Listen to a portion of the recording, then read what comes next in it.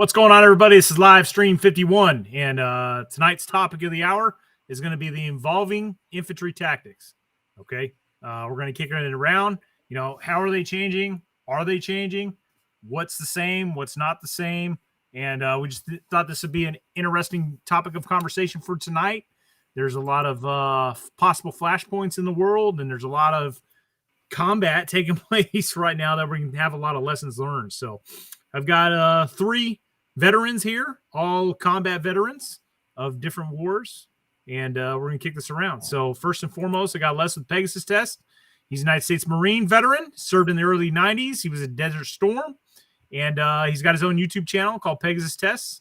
He's a logistics expert, has his own logistics company, also has his own tactical training company called Polaris Tactics and Simulations Division. He is also the company commander of Bravo Company, One Shepherd, out there in West Virginia. And he's always a great pleasure to have on. So, Les, thanks for jumping on tonight, brother. Glad to be here, Brent. All right. Next, I got my good buddy Chad. Chad and I served together in Bravo Company 1st Battalion, 23rd Marines. We went down to Helmand Province, Afghanistan, and hook and jabbed there. And then Chad was also in the initial invasion in Iraq in 2003, redeployed in 2004. He was with 1st LAR and fought in the Battle of Fallujah. And if you guys have been watching my channel, you know about me. And that's our panel tonight. Obviously, we're a little light on individuals. We had several guys not be able to make it tonight, so we had to adjust fire and try to think of something we could talk about with just the three of us. So we thought this would be a good conversation. So let's open the floor. Les, I'm going to throw it over to you, man. You're our typical starting pitcher. Well, tradition, man, it can't be ignored. We're Marines and we believe in tradition. So, yeah, infantry tactics are always changing, and they change by the nature of the battlefield. Yeah, when you train for one fight and find yourself in another, you adapt and you overcome, to quote the great Gunny Highway. And as technology evolves, people are always going to evolve their tactics to adapt to it. No amount of technology gives you a silver bullet that automatically means you win. You know, when you come up with rifles that shoot farther, they come up with body armor to counteract the bullets, and then they come up with bullets that can break the body armor, and so forth and so on. And one of the things I have found interesting about infantry tactics is since the end of the Second World War, the Army has constantly modified the structure of the squad for various reasons. Starting in the 1960s, the reason started to be the whole reason of what vehicle they were riding in. You know, their squads went from 13 men to 11 men to fit in the M113. And when the M113 transitioned to the Bradley, they changed the size of the squad down to a 9-man squad. Conversely, no matter what changes have gone on since the Second World War, the Marine Corps has pretty much decided up until just recently that 13 men was the right size for the infantry squad. And now they're going to a 12-man squad, and it's going to be interesting to see how that works out.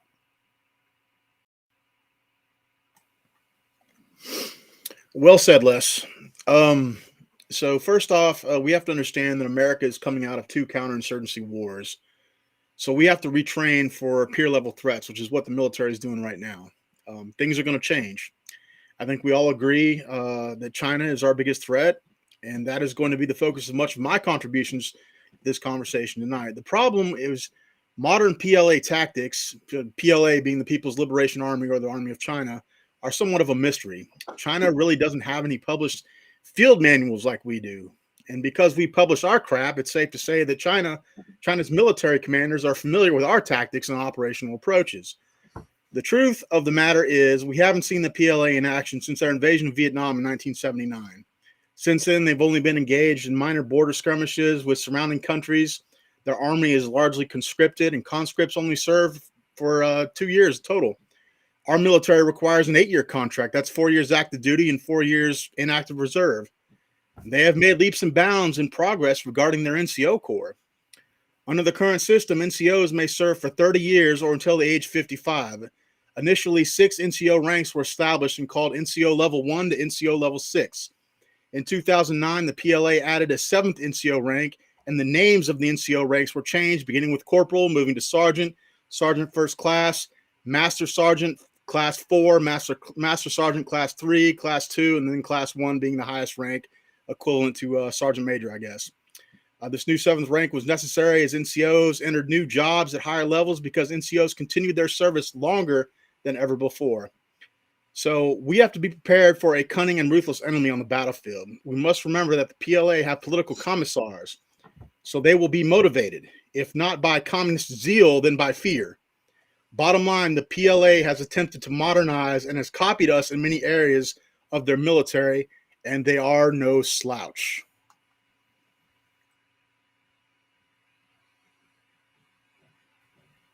All right, guys. So first and foremost, you may recognize that my background's a little bit different. I figure since we're talking about grunts, I need to have simulated grunts behind me.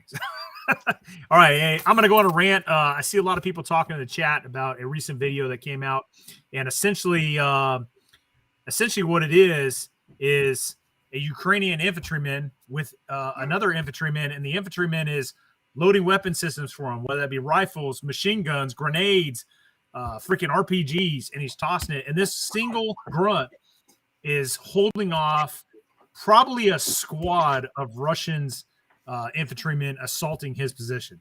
And it's pretty intense video.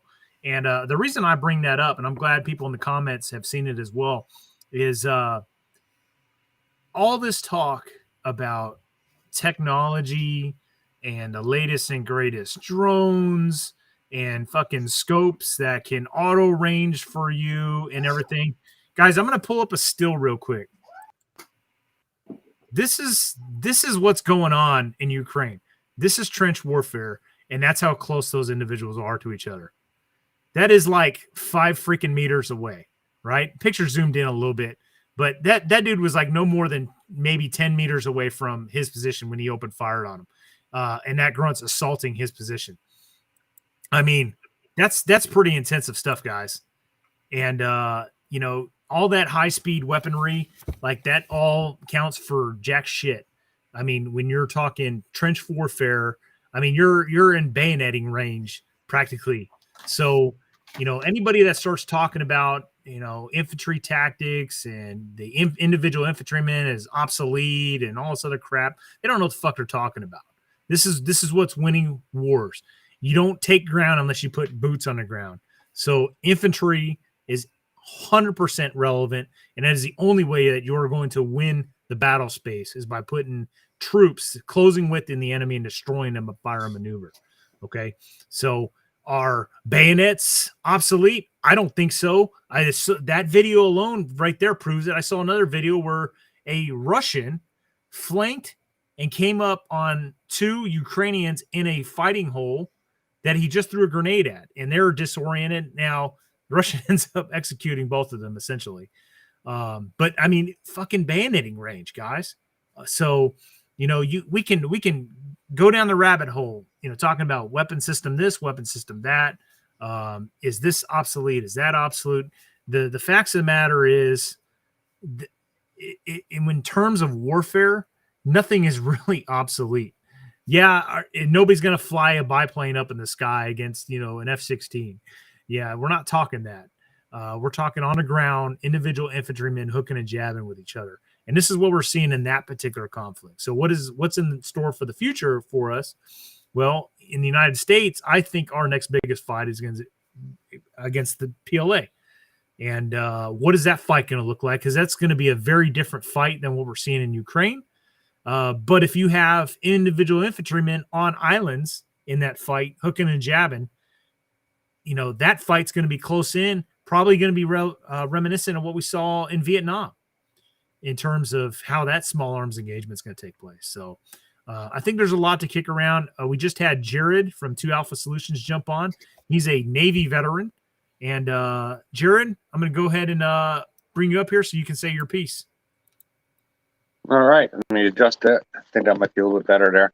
Sorry, I had some connectivity issues. The cell service here at my home here in Pittsburgh is not the greatest.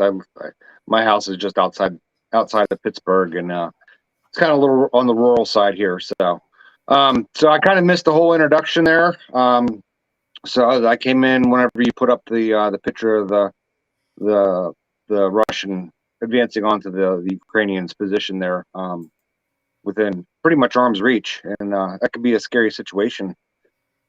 So I'll go ahead and turn it back over to you, and I don't know if you've gone around the horn yet or not or anything, so go ahead, back to you, Brent. Yeah, we've gone around the horn, man. So if you want to open up the floor, there we go. Yeah, we can open it up. What do we got? All right. I'll just take a few things that with all these changing tactics, certain things remain constants. One, excellent troops with mediocre weapons will always beat mediocre troops with excellent weapons, hands down, without exception. The next thing that doesn't change, tanks conquer, infantry occupies, artillery kills. Those are facts of life. Nothing changes them. And when we get to talking about that fighting in the Pacific that you were mentioning, Brent, it's going to be dirty, rotten, mean, and nasty, just like it was in the Second World War. Because I remember that in my amphibious training in the Marine Corps, we learned there was 4 types of amphibious maneuvers: the demonstration, the raid, the assault, and the withdrawal. Well, the withdrawal is bullshit. If you're opposed, you're not withdrawing. And when you assault, that's it. You're in it. It's do or die. So it will be a nasty, mean, up-close fight. And if you ever want the proof of that, look at the Battle of Tarawa. 2nd Marine Division went in against thousands of Japanese. 3 days later, when the battle's over, there's 17 Japanese taken prisoner. When those island fights come, they're going to be nasty and to the last man. Here's an interesting comment, and I agree with what he's trying to say here. He goes, people are all stuck on the Desert Storm conflict, thinking conflict with China and Russia are going to be like Desert Storm. And 100%, everybody watches, how a Desert Storm unfolded and thinks that, we have this massive dominance on the battlefield. And ultimately what it comes down to, in the end, is hooking and jabbing infantry on infantry. Well, there's not some big superiority between our guys and their guys other than training. Fuck. You look at history, and our people have long forgotten the costly battles of, World War II and Korea and even Vietnam, because of battles like, Panama and Grenada and Desert Storm and even the GWOT. We collectively in all of the Iraq conflict, we lost as many guys as we probably lost in a couple days in the Battle of Iwo Jima. Are the American people ready for that? Because when that stuff starts happening again, and that's ultimately what's going to happen, the losses on both sides in the Ukraine conflict going on are atrocious. So, that's when you go up peer or near peer threat fighting, losses on both sides are going to be horrendous. No, I that's think, go ahead. I was going to say that's an incredibly good point, Brent, because let's just look at the naval side of it. We're going to lose ships. History says naval powers fight, you'll lose ships. When an aircraft carrier goes down, that's 5,000 guys. One of our flat top Gator freighters go down, like an LHA or an LHD, that's 3,000 sailors and Marines gone in the fell swoop. Those are the kind of numbers we're dealing with. We lose one carrier, we lost everybody we lost in 20 years in Afghanistan. So you're absolutely right there about the numbers. Yeah, and I saw something recently. Some Chinese general was talking about, like, in their mind, what they have to do is sink our aircraft carriers in order to win. So, Oh, absolutely. We're probably going to lose an aircraft carrier or two in that fight. I hate to say it, but and I was just going to say, before any of this kicks off, we're going to have a naval battle before we have a ground battle out there. And once the ground battle kicks off, you're going to have to have some kind of a naval bombardment, not like World War II style, but it's all going to be done with rockets and missiles. We don't have 16-inch guns on ships anymore. So we're running out of 5-inch guns. Oh, yeah. So, Jared, and on that note, there's probably going to be Marines rushed in to occupy certain positions, right, on islands. And once that naval battle kicks off and ships get destroyed, what is going to happen? Well, the Navy's going to pull back, just like they did on Guadalcanal. And what you're going to have is Marines on their own having to hook and jab. Well, guess what? The enemy's going to be falling in right behind it. So I know we're focusing heavy on the China fight right now, but we're just trying to put this in perspective that here you are, you're going to have infantry fights, and they're going to be brutal. And, technology is not going to be the end-all be-all, guys, when you're going up against peer and near-peer threats. There's going to be close-in fighting, just like we saw in that video in Ukraine. There's going to be death and carnage like we've never seen before, ever.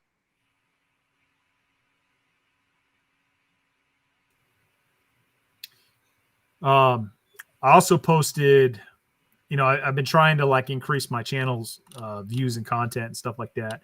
And by doing that, I've been putting out shorts. And one of the things I did is I broke up my individual movement technique video and uploaded shorts of each of those individual movement techniques. And for whatever reason, 2 of the individual movement techniques are I don't want to use the word going viral, but they're triggering the algorithm for the shorts, right? And one of them is low crawl, and another one is I think the high crawl. No, 3 to 5 second rush. But anyways, the low crawl is the one that's getting the most views. And I'm watching some of these people and the shit they're commenting. And it's hilarious. It's hilarious. People think that some of the crap they see on YouTube for entertainment, right? That's warfare. All the fucking run around with, NVGs mounted on your head during the daylight, fucking articulated up kind of bullshit. That's not close combat fucking modern day infantry fighting, guys. I hate to tell you, that's 3-gun shit. So it's not Call of Duty. Yeah, and it's Brent. We can comment on this because we see it so many times in One Shepherd. He who fights on his belly tends to survive. Chad, what did you have, man? I know you were trying to say something. Then you stopped. I cut you off. Sorry, Chad. Well, no worries. I was going to say that somebody was talking about naval superiority and what they're trying to achieve. I've done a little bit of research into this before the stream, and the Chinese policy as it stands now is a policy called informatized local wars. And one of the things they try to do, they emphasize 3 things. The big 3 is what they call it: information superiority, air superiority, and naval superiority. So I don't know how that is really going to tie into infantry, but that's kind of the big picture, the big strategic picture. And PLA literature since the 1990s frequently stresses the criticality of information dominance to winning current future wars. Their newest strategy, unveiled in 2015, I've already mentioned what it's called. It reflects a PLA assessment that taking away information superiority from an advanced adversary, such as the United States, can degrade key advantages enjoyed by that adversary. PLA campaign literature indicates that the current doctrine builds on aspirations for a joint force that employs a mix of offensive and defensive concepts to gain information dominance at the outset of a conflict. The PLA then uses this advantage to conduct long-range precision strikes against an enemy's critical command information and logistics nodes and key power projections, whatever. But so what does this mean on the tactical level? It means that most likely the Chinese military forces will be guided by electronics as well as human intelligence. They have become more reconnaissance pull instead of command push. So they've kind of gone through this small evolution.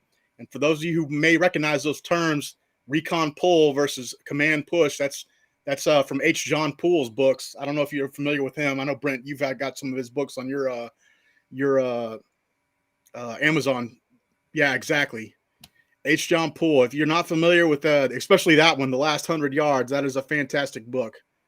But this has also been confirmed by one of the most recent publications put out by the Army, and that's ATP 7-100.3 Chinese Tactics.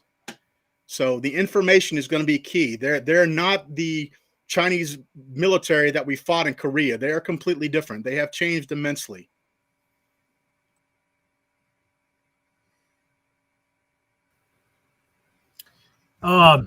So kind of on this note, so I don't want people to confuse what I'm trying to say here, right? So I'm not ignoring the threat of drones and UAVs and all this other aspect into the battle space. Like obviously that technology has increased significantly over the last decade or so.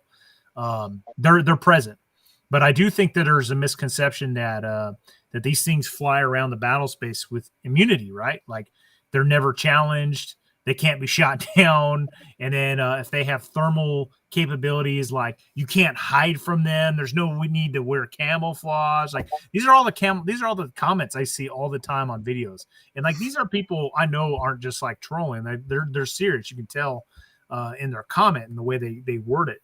And guys, like I'm telling you, even with the presence of thermal, go watch a video of like an Apache gunship flying over an army base, over, in a woodland environment, right?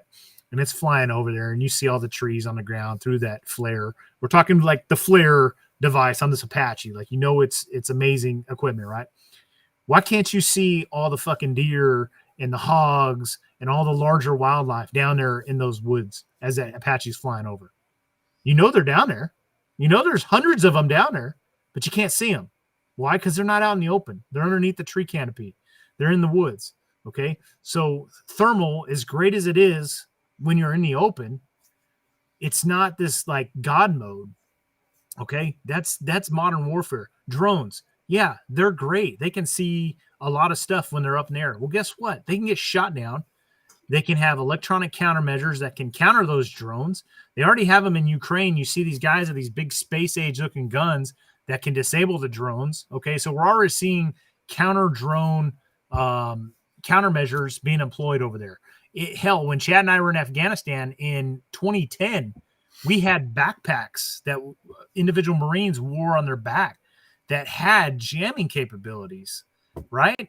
That would essentially keep command detonated, radio controlled IEDs from going off because they jam the signals. This is back in 2010. All right. So what do you think the technology is capable of doing now? So there's always counters and countermeasures to all this great shit that you see out there in the battle space nowadays. Okay. In the end, it's going to come down to infantry on infantry, hook and a jab. And when you think about, training in the basics, individual movement techniques, for instance, I have dudes shitting on the low crawl. That's kind of what I was alluding to earlier. Like, oh, you never use that, blah, blah, blah, blah. Oh, really? Okay. Well, when you're caught out in the open or you're having to move through dead space and an enemy PKM machine gun opens up on your ass, you tell me what fucking individual movement technique you're going to use to get out of that situation. So carry on. I mean, look at the SEER challenge, Brent. How much low crawling do we do out there just for terrain, because of the terrain?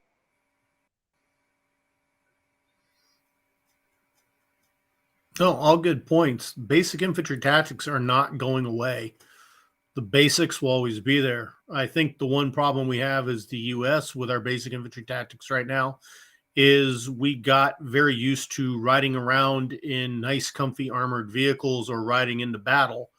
And I've talked to a number of grunts who haven't humped anywhere with their rucks, and haven't stayed out all night except right next to their vehicle and everything. That, I think, is going to bite us. But to be fair, we're already taking corrective action on that. No, beating you. Very good comment. Agreed. Yeah, I'm reading through the comments are going pretty fast, so I'm trying to keep up. Yeah. Speaking of one comment there that Beaton you had earlier in the stream, in the chat there, he said public education on tactics. Absolutely. But that's a public responsibility. That's individual responsibility. Get your butt to a school if you don't have those tactics. Get your butt to school if you learned it in the service and need a refresher. There's plenty of schools out there. SNS, One Shepherd, Polaris training simulations. A lot of people out there doing it. Go get your butt in school. Get those tactics if you want them.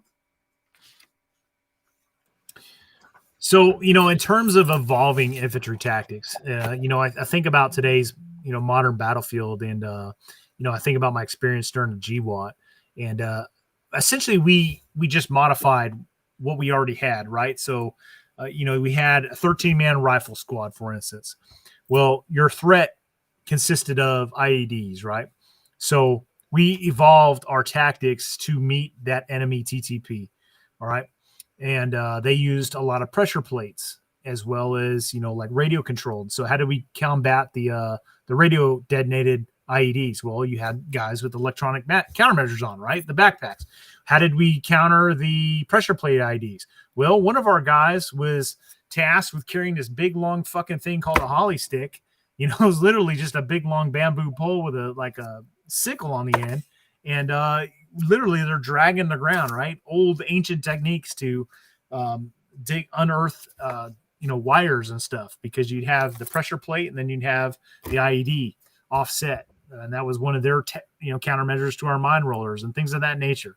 And then also in Afghanistan, Chad, I know you remember this.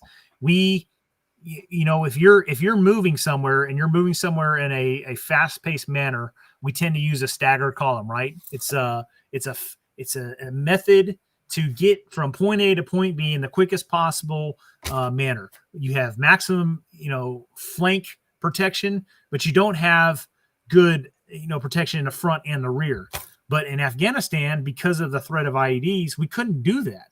We had to consolidate into literally Ranger files, right? One guy behind the other, with 5-10 meters dispersion, depending on situation in between each other. But it's like, all up until that point, you always were told, like, no, you don't want to be in a Ranger file, right?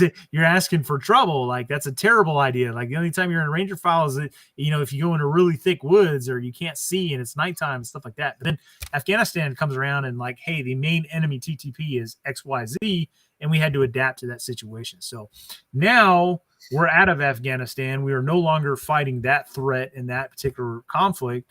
Now we're looking at, now we got to go back to fighting the Chinese. Well, the Chinese aren't going to be sitting there fighting an insurgency against us, laying a bunch of IEDs all over the place while we drive around trying to keep the peace and, make the local populace stable. Okay. So, we're not going and walking everywhere in a stagger or a freaking Ranger file. So, we need to revert back to older tried and true techniques, older tried and true combat formations when we were training to fight against the Russians in the freaking 80s.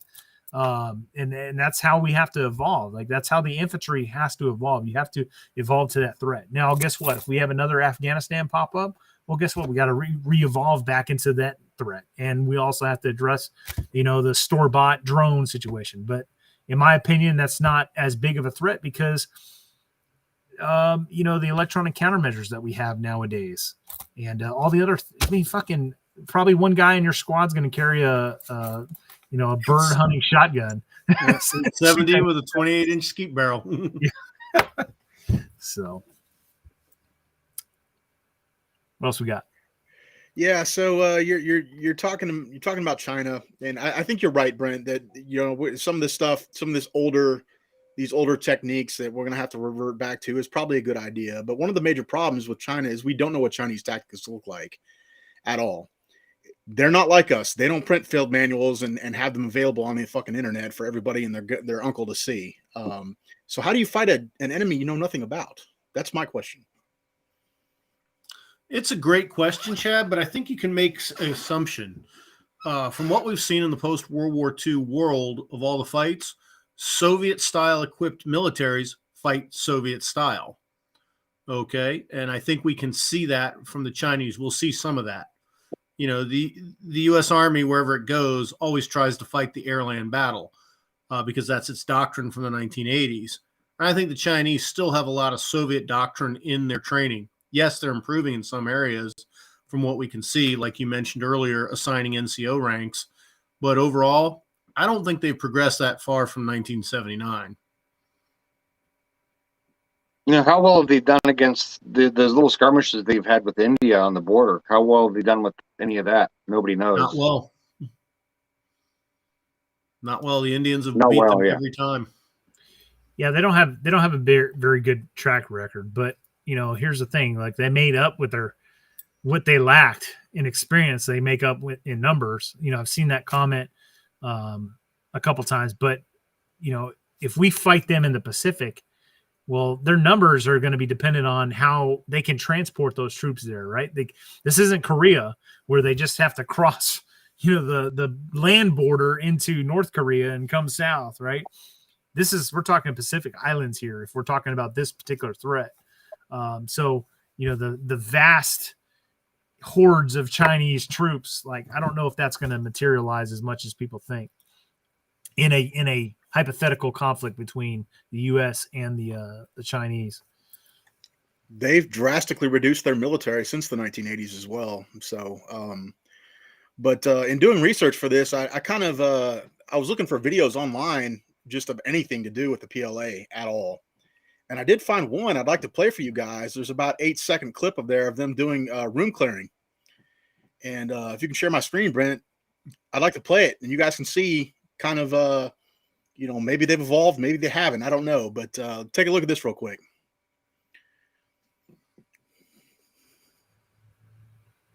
Oh, real quick, Chaz, pause it,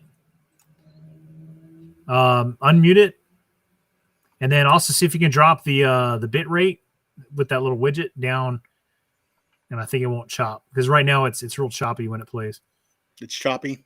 Yeah, to the left. There's that little widget thing. To the right. 2 more. 1 more. There you go. Yeah, drop that down to like 480 or something. See if that helps. All right, and then unmute it.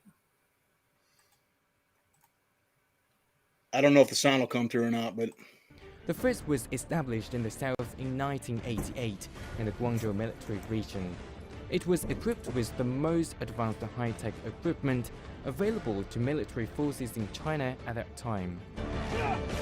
But that's all I wanted to show. But you can see them clearly going into the room using techniques that we use. So they're obviously watching us in some form or fashion. But just a real quick clip there. But that'll give you some idea of how they're trying to evolve. Who they're. That's tactics I recognize. Brent, I don't know if you recognize them as well, but I recognize that flood entry method coming in there. Now the stairs, there's a little bit to pick on there, but they're definitely watching us.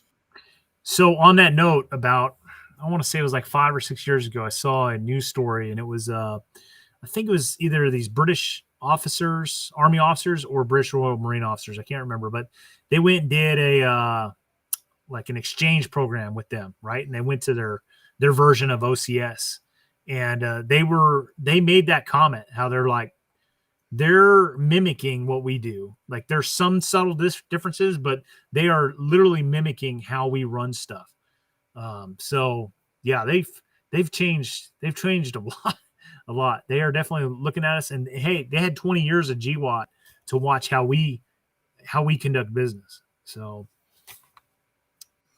that's also a good thing in a way. Because Doc's made the point on previous streams, when we go to train against ourselves, we train against ourselves.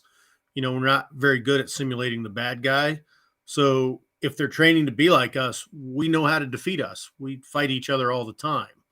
So while that will give them successful tactics on one level, it's not going to be a be-all, end-all panacea for them.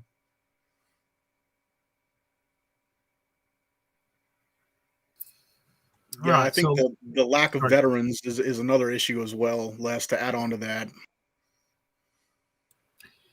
Yeah, but here's the thing too. We got to consider, like, our veterans in our generation there's not very many of them left. Like I'm still in the Marine Corps Reserves, and you'd be surprised that there's like most sergeants only have 2 or 3 ribbons, and or medals. And if that, so staff NCOs are the same matter. Like none of them served in the GWAT, at least like the newly promoted staff NCOs. So our experience is starting to fade out. Has already faded out, actually. I'd say yes and no to that, because when I first got in the Corps in '87 and everything, the only people with combat experience were our Vietnam veterans, who were all a few E7s, very few, mostly E8s, E9s, senior officers, lieutenant colonels and above. And yet I think we performed pretty damn well during Desert Storm. So long as you have that corporate knowledge there that's constantly being passed down, long as we teach what we know to the junior NCOs below us, that knowledge will stay there. And one of the places that show you that is the British, the way they do things. There's one problem. So we're at that point right now, Les, like how you just described those demographics, but swap out Reagan for Carter. And that's the state of our military right now. Yeah. Very true. Very true. But then I'll point northward to our Canadian friends who are perennially short of everything, living off scraps of their grandfathers for their military equipment, but they train with it and they're very good. I've not seen any bad reports of Canadian performance in the GWAT other than their tanks, which were just crap and didn't work. But especially units like the PPCLI and other Canadian infantry units, they're all very highly rated and nobody says any real bad things about them. So, long as the training's there, you can make do with the lack of weapons. Agreed. I do think, to go back to the UAV thing, I definitely think there's uses there for it. Not what everybody thinks is like, oh, it's over the enemy and getting all this intel for you and it's invulnerable. No, as we found out in one Shepherd semester, the drone actually worked against their own drone, worked against them, because by getting intel on the drone, what it could do, the opposing force figured out where the enemy had to be. So, but I see it as an asset for communications relay, depending on the size of the drone, potential logistics resupply, and even just used as a modern carrier pigeon. And with that right there, that'll be a force multiplier. So while it has uses, I don't think its uses will, in the end, when it gets mass deployed on a force on force thing, it'll be used in the way everybody thinks it will be. Because one of the things that people will do, if you have a drone and you see the enemy drone over you, you can always kamikaze it, take it out and everything. So I don't think it's going to have the impact on warfare that everybody thinks it's going to have. It'll be nice to have, but it's not going to be the big game changer. Well, that's one of the beauties of for us, anyways. Seeing how the combat in Ukraine is taking place, right? Because here you have literally a modern day infantry fight, and we're seeing countermeasures, basic countermeasures, whether that's putting chicken wire above vehicles to try to prevent some of these loitering munitions from being able to strike with effectiveness on their vehicle. So there's small little countermeasures being employed that we're getting the benefit of, that our enemies got watching us operate in the GWAT. We're getting the benefit of seeing some of the stuff in action. And I saw in the news today that China is considering sending weaponry and armament over to Russia to aid them in their fight there. Well, I'd be interested. Unfortunately, it's at the expense of the Ukrainians, but the weaponry that's being employed in that fight is going to be Chinese weaponry, and I'd be interested to see how that performs, particularly since we're outfitting the Ukrainians with Western weapon systems. How our stuff is stacking up against their stuff over there. Huge intelligence gathering. Go ahead, Chad. I didn't say anything. Oh, I cut somebody off. That's all yours, Jared. Oh no, go ahead. That's it. I was just going to say it's going to be a huge intelligence gathering operation if they do send weaponry over there to see what they actually can do with it and what they have. Yeah, I mean, well, think about all the stuff that not just weapon system performance, right? But like all the intelligence gathering aspects, comms and jamming and all that stuff is getting employed over there. So it's like all these TTPs and capabilities are getting exposed, and like what's working, what's not working. The whole Ukraine conflict is just, if you can kind of sidestep for a second and with the unfortunate human cost and look at it from the aspect of like, how systems are performing over there in actual combat. It's just a wealth of intelligence from other outside agencies.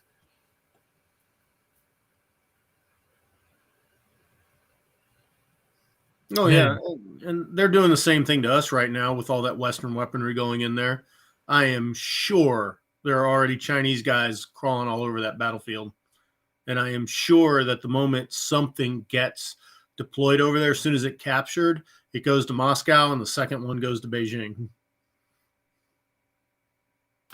I'm interested to see how kit evolves here. And, I'm going to pull up this picture of this Russian grunt again. And if you guys notice, like his gear is no different than, most Western gear setups that you see. It's plate carriers and like a load bearing or a load bearing belt. And it's just as modern as anything you'd see on any Western infantryman. So, this isn't the army of the 1980s, Soviet comm block that I often portray in some of my videos. But, I'm interested to see, because in Ukraine, you literally have two sides that are shelling the living shit at each other with artillery, whether that be cannon or rocket artillery, like HIMARS or like Katyusha rockets, stuff like that. I'm interested to see if like body armor goes back to, like what Chad and I are used to seeing, back in the day, something that covers your whole entire upper torso, as opposed to some of these plate carriers that people wear nowadays that ain't gonna do much for you from fragmentation. Oh, the flak jacket's going to make a big return. So I think we did an overcorrection during the GWAT, right? It's like we went in with the interceptor, but the interceptor was designed essentially, even though it had Molly on the outside, it was designed to have that Molly 2 load fighting carrier placed over the top of it. You're right, your deuce gear, and that held it, together. But what happened is everybody started migrating away from exterior deuce gear. I don't know why. Like, I always loved it, but everybody started attaching stuff directly to the flak. Well, that flap, it was essentially just Velcro and some buttons. It wasn't designed to hold all this weight, and it started popping open on everybody. So when that happened, they started redesigning all the body armor, and then you had all these IED threats, right? So then people started making us look like fucking armored turtles, and that wasn't practical for infantry use. And then we had a correction backwards, and that's kind of how we got the plate carriers. But nowadays, like we had the plate carrier, which is fantastic. It's great. However, I guarantee you, it doesn't offer as much protection as the old interceptor that Chad and I, went into Iraq with in 2003. There's no neck collar. There's so much more exposed on the modern day plate carrier than the fucking Molly 2 interceptor vest that we used to wear. The modern day stuff just covers the box. Is all it does. Yeah. You hardly get. Some of them have side protection in the cummerbunds, but there's a lot of them out there that don't. See, and I see this. I see these comments all the time. Like, the interceptor was ill thought out. I think the DAPs is that the shoulder pads? I think that's what it was. Yeah, I think they're talking about that Shogun thing looking like we had for a while, where it looked like an old Shogun with the flaps all over you and everything. Yeah. Talking about what the turret gunners used to wear. Remember those big patches that the turret gunners used to wear? They were up in the turrets of Humvees. They look like football shoulder pads. You know what I'm talking about? Yeah, I've got a picture of me wearing them.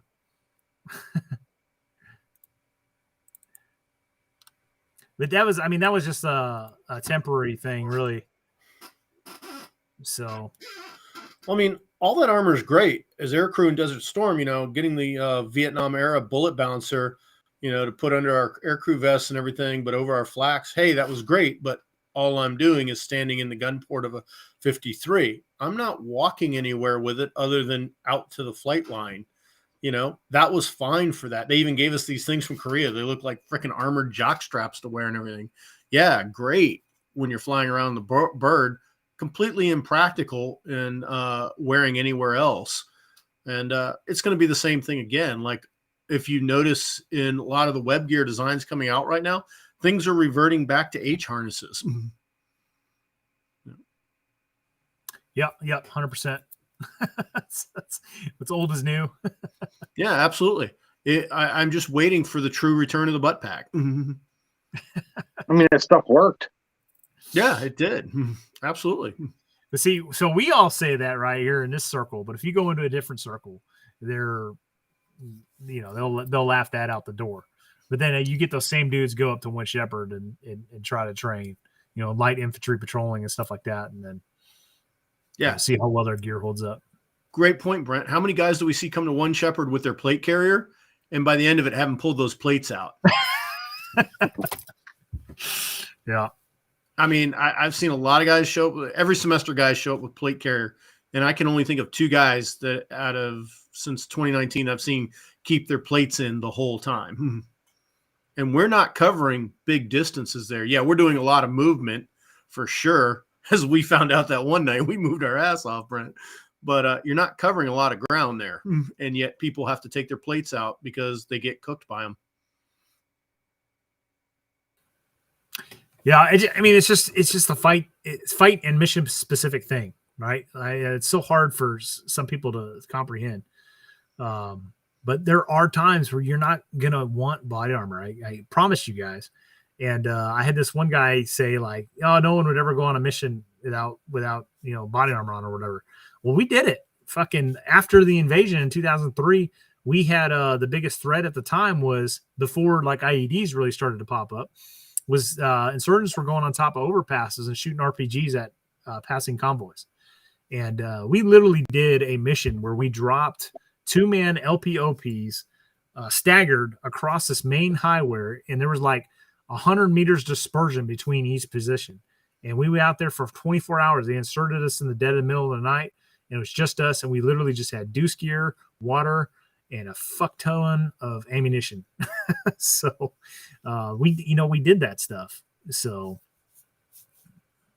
even when I was in and we were working down south, we didn't have plate carriers and helmets and stuff. We used them for training, but when we were out, we didn't have it. We had our deuce gear and maybe an Alice pack, and we didn't even carry grenades. We just had our magazines, and some specialized equipment, but we didn't have all that protective stuff when we went out. Where was that? That was in Panama? Yeah, down in South America. Yeah. What else we got, guys? We've talked a lot of Russia. What stuff can we pull out of Ukraine? Or, we talked a lot about China earlier, but what are some things that we're extrapolating from Ukraine? Basic infantry skills matter. That seems to be one of the things that's coming out of this war.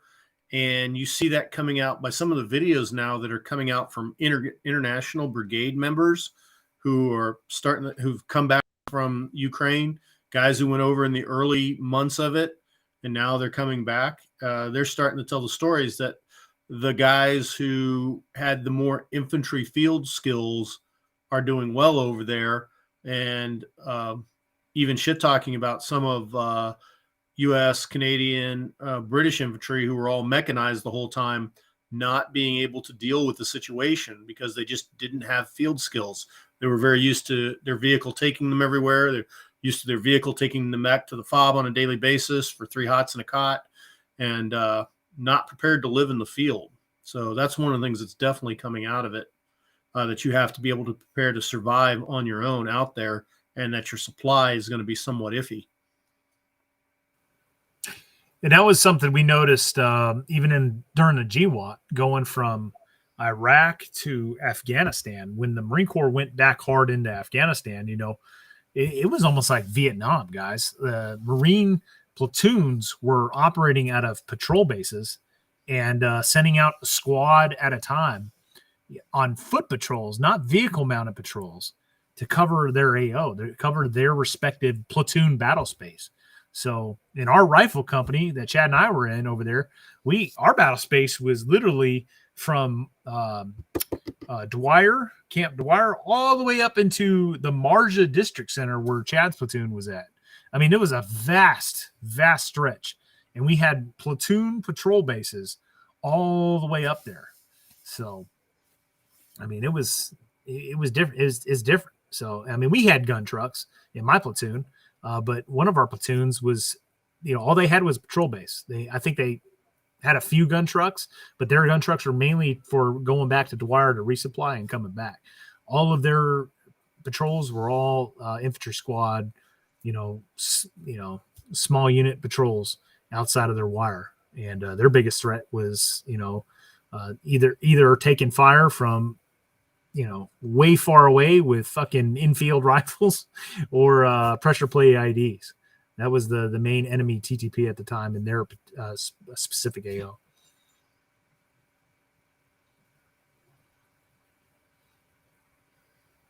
Chad, one of your dudes smoked a guy with a 240, right? In March. Yeah. Well, I think that was the only firefight the company saw.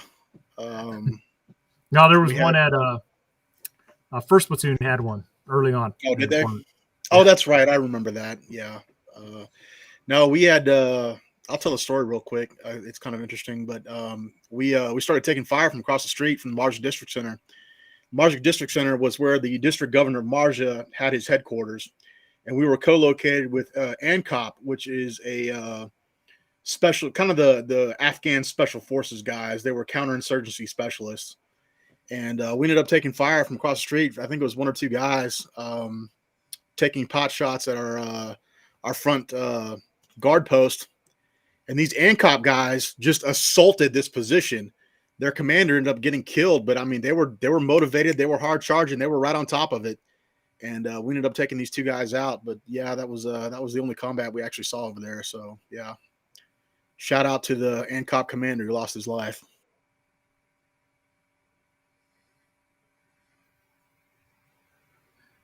All right, so I kind of want to pivot, just kind of the evolving threats that we've seen in Ukraine. Like, how can we best deal with that? I also kind of want to dabble into the civilian aspect, right? So, like armed prepared citizens here in the U.S. Now, the possibility of Chinese paratroopers falling from the sky is pretty slim, but we just had a freaking Chinese balloon circumnavigate our freaking country here not too long ago. So who knows? Who knows what the horizon? Plus, hell, half our population is trending communist anyway, so they might fight on the side of the Chinese. So you never know. There's all kinds of hypothetical situations here. So I do kind of want to dabble into the civilian aspect a little bit, but I still want to focus mainly on military, small unit leadership and stuff like that. What we're seeing in Ukraine and how we think infantry tactics have evolved over there in this conflict. Well, it seems like from the videos, and I'm only speaking because of the videos you sent us this week on text, that it's devolved into a war of attrition and trenches over there. That's kind of scary. We haven't seen that since 1914. So yeah, exactly. I don't know how you avoid that. I leave that to this panel to how do you avoid going into attrition warfare like that? Because that's what it's divulged into. Well, I think it's just full spectrum war, right? I mean, that's what you're going to get. The idea of like nice cushy fobs to go back to is not going to be reality in fighting against a pure threat. And literally, this is like World War I style. Like you had the front lines, right? You got your front line trenches and fighting positions, and that's where the main fighting's taking place. And then several hundred, maybe miles behind that, you have rear echelon forces and communications nodes and all this other stuff.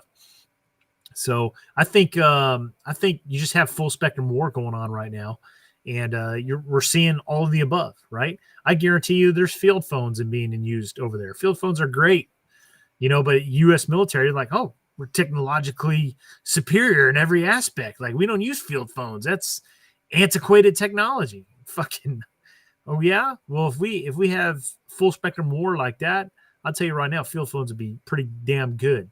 We don't have to worry about comm going down. How many times do you hear that shit? So field phones, hardly ever have issues with those at One Shepherd. And have they arose at times? Yeah, but most of the time, no. Field phones have worked great. We've even used them as guide wires to move in the dark to get to fighting positions, or LPOPs that are like, pushed out quite a ways.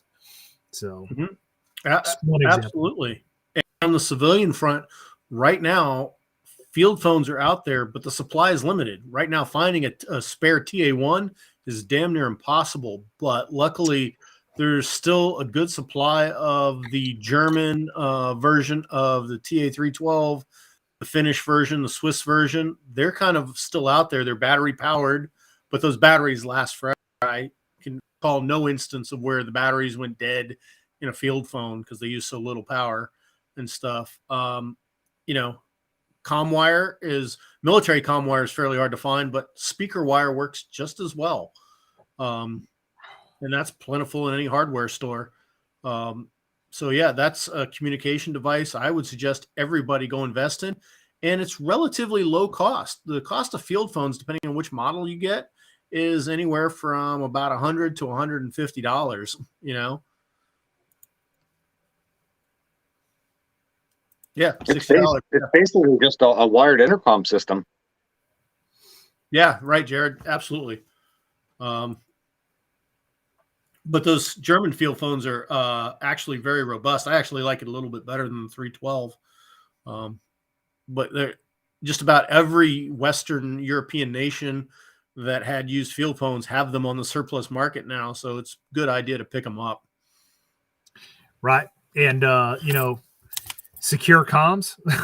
There's no signal for the enemy to freaking intercept, right?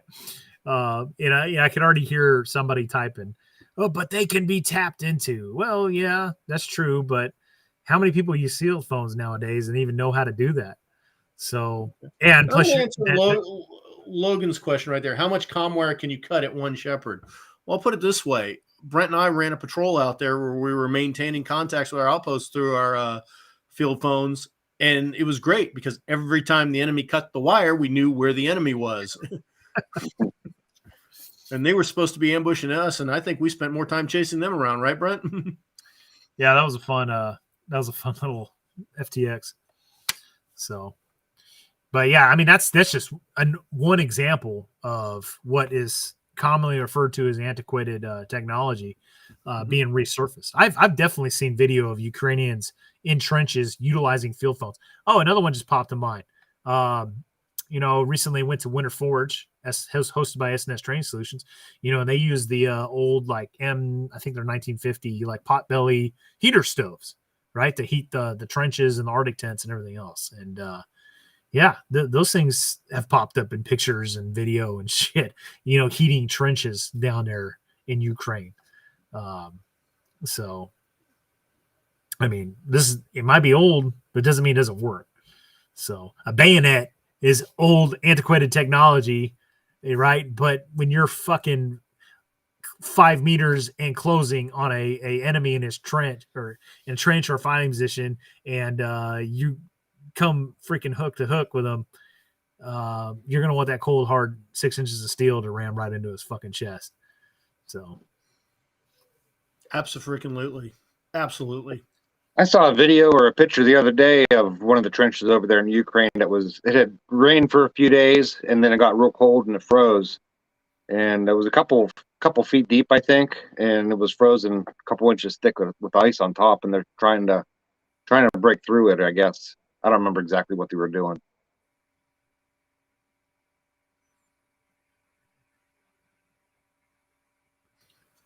No, yeah, it's the old gear still works. It worked back then for a reason. The only reason you got new gear is A, it wore out because it got used so much, and B, somebody thought of a better way. I mean, if I'm going to attach my magazine pouch to me, yes, Molly beats Alice clips hands down. But doesn't mean if all you have is Alice gear that you are unequipped for the fight by any stretch of the imagination. Well, I mean, just look at some of the load-bearing belts. They probably don't call them. I don't even know what the hell they call those things nowadays. Battle belts. Battle belts, yeah, whatever. But if you look at that shit, you know, especially if they have suspenders on them. Like, what is that? Well, that's a freaking Alice belt, man. It's the same concept. All right. Just because it's, my buddies give me shit for this all the time when I go out and train. Like my battle belt is an old fucking Alice belt that I wore in Afghanistan, right? It still has like tan spray paint on it from when I painted it up to go over there. And that's my primary belt, man. It works. I don't need the latest or greatest fucking shit. So especially if it's accomplishing the same thing. But none of it. Yeah, I mean, for example, all my gear you see me using One Shepherd comes out of a 1990s Blackhawk catalog, like a. Oh, I love those ammo pouches you got. Yeah, I'm not giving them up for anything. I keep trying to get somebody to make more of them, but nobody's willing to take on the task. Yeah. Well, I have a Ronin belt for the range, doing range stuff. But if I'm out in the woods or going camping or whatever, I have everything in my holster, everything on an old Alice belt with the Y harness, you know, and a butt pack. You know, I love that stuff. Yeah, I love back. I love butt packs. So every time I go to One Shepherd and I'm in a leadership position, I always do give like the squad leaders a gear packing list. And I always have like, hey, in your butt pack, you will have XYZ, right? So it's like you will have this stuff on your person. And one of those things is a chow and like a field strip chow because, dude, there's been multiple times at One Shepherd or even in the Marines for that matter, you know, where we got stranded somewhere, right? Or you were like cut off during the FTX and you could not make it back. And it's like fucking hours pass and you're starving. And, that little field strip chow is like, hey, that's some much needed calories to get you through the rest of the operation. Or you get stuck out there for a night or two. Yeah. Yep. That too. You know, you expect to come back by the end of the day. And next thing you know, it's 3 days later when you get back. Yep. We kind of talked about, one thing I'm seeing a lot too in like the Ukraine footage is you definitely see a lot of the electronic hearing protection being utilized on the front now. And I don't know where they're getting that. I don't know if that stuff's getting donated or if Western money is paying for that, or I'm not sure. But it just seems like a lot of dudes are sporting that. And I think even that Russian I pulled up had that on. Well, I mean, it's about time to start having some hearing protection out there in the field, and it serves a purpose, especially if it can tie into your comm system. And also, it's probably helped keeping him warm too.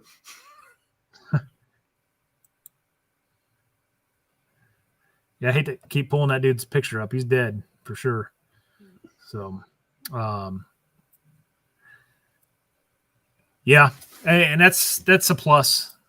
As much as I hate wearing freaking big earmuffs on my head, it's definitely needed, especially if it enhances hearing and filters out the large stuff. I remember in the Battle of the Joff, I was sitting on the other side of this real short wall, and I had another Marine behind me. Well, the main turret, the main gun on an Abrams fired, and we just happened to be like parallel with the end of this Abrams, and it fired and just filled the whole area up with smoke. And like I was actually sleeping because I was down. Another guy was up on the gun, and I woke up thinking a fucking mortar had just landed on us. And I thought my buddy who was sleeping right next to me was dead. So I'm like reaching for him and grabbing him to make sure he's there. Like I'm thinking he's obliterated, but my bell's ringing. It was like that scene in Private Ryan where it's like, and I mean, it was nuts. But none of us wore ear pro back then. So. And if you did wear it, it's that 3M shit that everybody's suing over. I actually found a pair of those the other day in my like old military stuff from deployment. It's fucking still in there. Those are the ones that came in that little green case. No. These ones were issued. These were different. I'm looking around because I think I have one of those little green cases. Those ones are a little different though. These ones were double-sided. Like the ones that came in a case, they had like a little stub, and then it had the little spiral. Yeah, Yeah. it had like a little stick at the end of it, and Yeah, these had the spirals on both sides. One side was yellow, one side was brown. And if I remember correctly, I want to say that one side was for like if you're on patrol, like it took in more sound or something, and maybe you flipped it around for shooting on the range when it was a lot louder. It was something like that. I can't remember exactly what it was. So, but like that's what we had. Like, I mean, we had that in OIF2. We didn't have jack shit in OIF1. So, yeah, somebody says they still got their earplugs too. What else we got, guys? Infantry tactics that have evolved or devolved. So one or the other. We just the weapons are changed. The tactics are still there. It's still fire and maneuver, or it's hold your trench. It's clear the building, and we've used time tested things that prove what is the best way to do these things. When we, like, for example, doing movement to contact here recently, out there, 2 up, 1 back works. It works really well. So we're going to continue to use those tactics. And as threats evolve, we're going to change up to different things. For example, like you were pointing out in that one situation, you would never be in a ranger file, but due to the mine threat, ranger file was the thing. Things are always going to evolve like that. It's like at night we can be more dispersed, almost like we are in the daytime due to night vision. But even on the darkest night, when night vision doesn't help, even when we're using it, guys get hand on the back of the guy in front of him. And hell, we saw that just a couple of years ago at the 40th, Brent. That night was so damn dark, even with our night vision, you had to hold the guy in front of you. I mean, tactics are going to change and evolve due to the situation, the totality of the circumstances you're in. What might work one day is going to be different the next day. And it depends on your mission too, whether you're Absolutely. assaulting or defending, whatever the case may be. I'm seeing a lot of good comments. So there's three that have really stood out to me. So one was helmets, another one was I think it was IR aiming devices, another one is iron sights. So I'm going to start with helmets, and then we'll just go down that list. And I remember bringing this up at another stream. So like helmets, for instance, kind of going back to talking about like the interceptor vest. So it's like the helmet that we crossed the LOD in, the old K-pot, Kevlar helmet. It covered a lot of your head. It covered important areas of your head, like your ears and, the whole backside of your head. And like the Marine Corps stuck with that design. They upgraded the helmet and its materials and some of the suspension system in it. We stuck with that design for years. I don't remember when they finally went to like the high cut, like ACH style helmet, but we retained that level of protection, at least in design, right? And just increase the materials and protective capabilities of that helmet. But we kept that design for a long time. And I always thought that was a good design in terms of protection, right? Yes, there were times where it sucked in terms of like you went in the prone, and sometimes your gear in the back, particularly if you had like a camel pack or a day pack on. You're trying to aim. Yeah.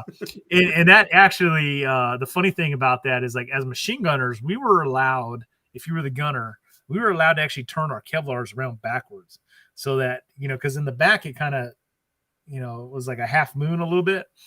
And so if you had it backwards, you could see a whole lot more. So that was, anyways, I'm getting off topic here, but what I'm getting to is, you see most of the modern helmets now are all like the really high cut Kevlars, right? And it's like covering the top of your head and like, that's it. And, I'm sitting here thinking like, yeah, these new Kevlars can, stop a fucking 7.62 by 39 round, right? But are they really offering, as much protection as they need to be? Because your ears aren't protective, and most guys are wearing the muffs now, the sound canceling hearing protection. So the helmets are designed to accommodate those, but those don't offer any ballistic protection to your ears, right? I think it was a give and take situation that they wanted to preserve people's hearing during firefights and whatnot, and still be able to maintain Yeah. situational awareness with your hearing, but you have to give up some kind of protection for that too. Right. And it's kind of like the same concept of the plate carrier, right? The idea being like you have more mobility, but you still have some protection. But I don't know, guys, like in Ukraine, where they're getting the shit shelled out of them on a daily basis, and like you're more likely to be killed by indirect fire than you are by direct fire from small arms. Like, I don't know, I'd almost rather have an older style Kevlar helmet, like the K-Pot, in terms of design, right? Like, I don't want to say like the same level of ballistic protection the old surplus Kevlar. You guys know what I'm trying to say. Like the design of the helmet, like fucking, I don't know, make the ear protection a little bit wider, but still offer that protection over the ears like the old ballistic helmet used to do. I don't know. It just seems like when I look at these new helmets, they look like to me like the French in World War I when they came out with the fucking skull cap, their first iteration of a helmet. Like that seems like that's all they are nowadays. So I think a lot of right in fitting with receptor down to plate carrier, same concept. What were you gonna say, Chad? I was just going to say, I think some of it is pop culture related. I think a lot of these guys see special forces guys with those helmets like that, like you're talking about, the kind of bicycle helmets and plate carriers and shit like that, and they want to wear that shit. So I think that it's kind of a pop culture thing too. You want to be more high speed. Exactly. Yeah, I think somebody commented on here. They said the Mitch and the ECH, the Enhanced Combat Helmet, was like the best of both worlds. And if you guys have ever seen those, it did away with the lip that we were talking about on the original Kevlar design, right? So it's like it kind of eliminated that the possibility when the Kevlar gets pushed forward, it going over your eyes. So it fixed that, and it's still kind of retained, although they do sit higher, a little bit higher. I remember that. But they did retain some of the hearing protection. But I could have swore that I had heard at some point that the Marine Corps was going to go to the high cut Kevlars, and everybody was going to get that hearing protection. And the ECHs that we had were going to get sent in and cut so that they could facilitate. But that was a couple, 2-3 years ago. So I don't know where we're at now. I'm sure all infantry Marines now are probably getting high cut Kevlars with electronic Gear Pro and everything else. Weren't you guys cutting the sides of your helmets at one point when you were over in Afghanistan or wherever? Fucking no. Hell no. You get NJP'd for that shit.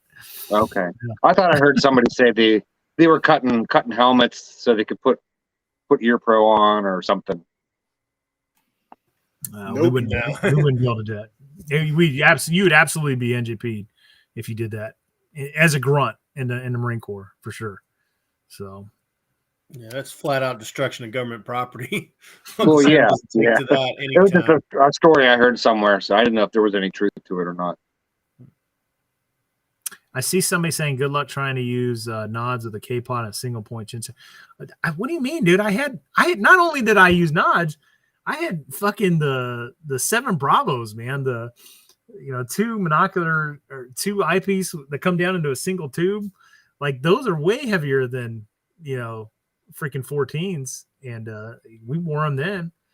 So, yeah, it works fine with that. But I mean, it wasn't the greatest, but it worked. Yeah, I mean, it works.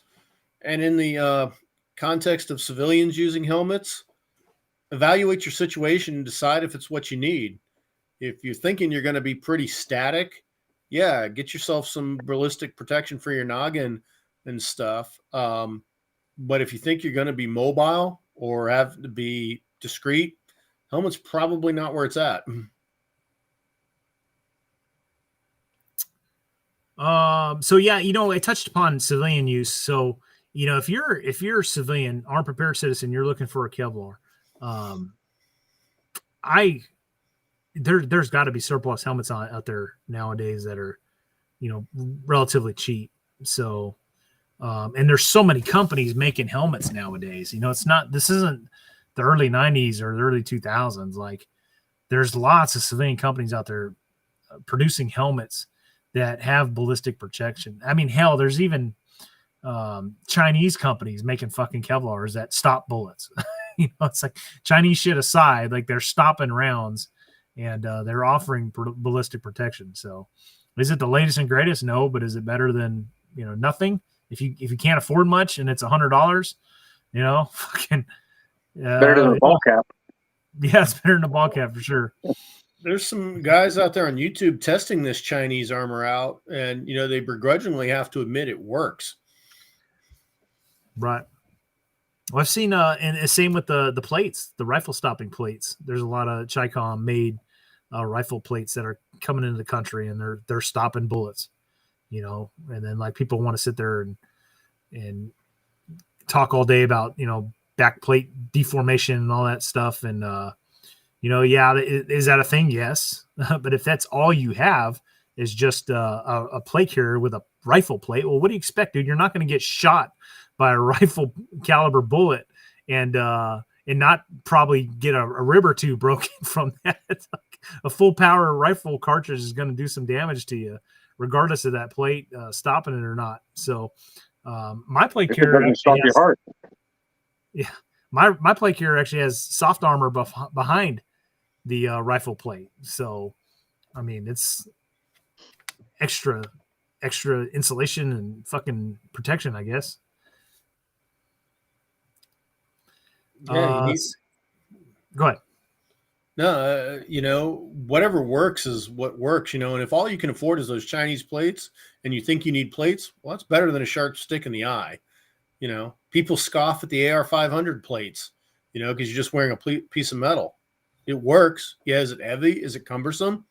It works, and if that's what you got because you can't afford Hescos, hey, it's what you got.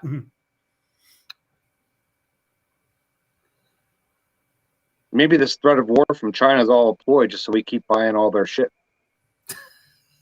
we're just fueling their economy.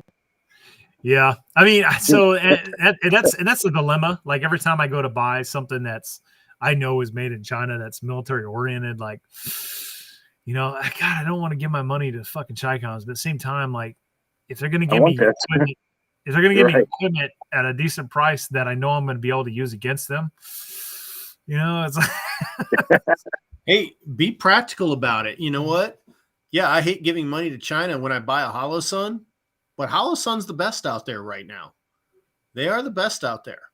You can't sit there and point to your aim point T2 or your comp M5 and sit there and say, oh yeah, this is better than a Holosun. No, it's not. It just costs twice as much. Let's see. Anybody know what these are? I can't see it. It says SLAP, SLAAP plates. Not familiar with that one. Yeah, I don't know You're what gonna have that to is. elaborate, buddy. That's a One Shepherd student, in case you guys don't know who that is. Let's see what else we got here. Well, people are also asking about active IR. Yeah, if you can afford it, go for it. We kind of talked this about the last stream we did night vision and stuff on. It definitely has a place to play, but it's like using a flashlight if your enemy has night vision. Yes. So, and that's honestly, guys, that's another benefit if you haven't gone to something like One Shepherd or SNS Training Solutions as a civilian and experienced that. So it's like when I first went to One Shepherd, that was the primary aiming mechanism essentially for dudes running odds. And it was so for years. And, there wasn't as many guys running odds back then. So, all day long using that IR laser was fine. Now, when you go up to One Shepherd, it looks like fucking Star Wars. Fucking IR lasers going all over the place, and you're seeing where these lasers are emanating from. Okay, so like me personally, I've started to gravitate more towards passive aiming, and trying to get more proficient with passive aiming because you can get just as proficient passive aiming as you can using that IR laser. You just have to train with it and get used to it. Okay, and you have to have an optic that facilitates that. Not all optics are NVG compatible. So you got to know what you're running. You got to train with your equipment. And you know, in my opinion, passive aiming, although IR lasers are good and they have their purpose, passive aiming is absolutely the way you want to start orienting towards in terms of your training, because it doesn't give your position away to the enemy when you go to engage them. Other than your muzzle flash, right? But that's something you got to deal with regardless, even in the daytime, muzzle flashes. Yep. What was the other thing I mentioned? Kevlar's Iron sights. Iron sights. Oh, iron sights. Yes. Iron sights, they're great. But I definitely, if you have an optic, like you can't passive aim with fucking iron sights. And just I wouldn't run a rifle without an optic unless I had to. But I definitely like having backup iron sights on my rifles for sure. And if you go to like Winter Forge, you know, there's issues sometimes with optics. My IR laser at Winter Forge froze the end of my laser cap froze up, and it got some water, I guess, got in there and it froze. And essentially my IR laser was useless. I couldn't even use it. It was just a rifle weight at that point. So just because the water had froze up and the laser couldn't get through the ice. So, you know, and I've had times where like the RMR on my ACOG was fogged up, and I couldn't even look through it. So, you know, all the dudes that are like hardcore on RMRs on pistols, which I'm not saying I'm not, you know, I like that also, but don't pretend like they're not gonna get mud on them and you can, you know, not be able to, or always be able to shoot through that. Like that shit can and will happen at times, especially if you're an infantryman, you know, crawling in the mud and the you know, the fucking rainy and nasty environments and like Winter Forge, ice, and all that other crap. Like if you get out there and actually train in that shit, you will see some of the shortfalls of a lot of the cool gear. A couple years ago, I took a night course with Steve Fisher. I don't know if you guys are familiar with him, out in Ohio. And it was a rainy, just disgusting night. And the optic on both my weapons, on my pistol and my AR, I actually had to focus on the target with my non-dominant eye and use my dominant eye on the red dot and try to converge the two together, because the optic was so covered with rain. I mean, it was pouring rain. You know, I had to transition I had to kind of relearn how to aim a little bit just because of that. And had I not been able to, or had I not taken that class, and, you know, because we didn't have optics like that back when I was in, you know, I wouldn't have been able to figure that out. Yeah, that's true. All optics have their problem. I was in a match over in Finland with Rudy Reyes, and his optic got wet, and he suddenly couldn't hit the target because instead of having one red dot, he had 10, and he couldn't figure out which one was the aiming point. I'm a bit of a fundamentalist when it comes to iron sights. I hated when we got the ACOG, and I know Brent and I think we've had this conversation before, but I wasn't a fan. I definitely, you know, you learn on iron sights. That's kind of, you know, it's like learning to drive a standard before you learn to drive an automatic, and that's kind of where I'm at. So, you know, during Fallujah, I was in the turret of my LAV, and I rotated my turret, and my ACOG on my M16 got caught in the turret and broke off. So I went through the entire Battle of Fallujah with iron sights, and to me, that's just the way to go. So I'm a bit of a fundamentalist when it comes to that. That's my 2 cents, anyway. You know, I have backup iron sights on everything. And that night that we were taking that low light class, I couldn't even see through the glass to use my iron sights at night, if I wanted to. So I was still forced to, not that it broke or anything, but I was still forced to use the reticle that was inside the glass. But I had to converge my vision from both dominant and non-dominant eye to be able to get a good sight picture on it, and it worked. Yeah, if you can practice the fundamentals, your irons will always come through for you. Yeah, absolutely.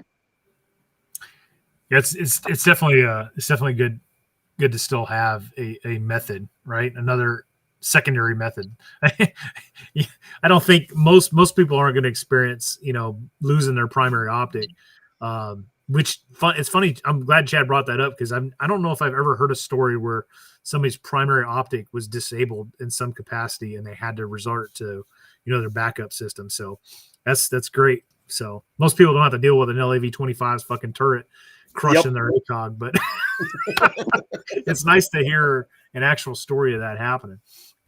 All right, what else we got, guys? I'm looking for comments in the audience also, guys.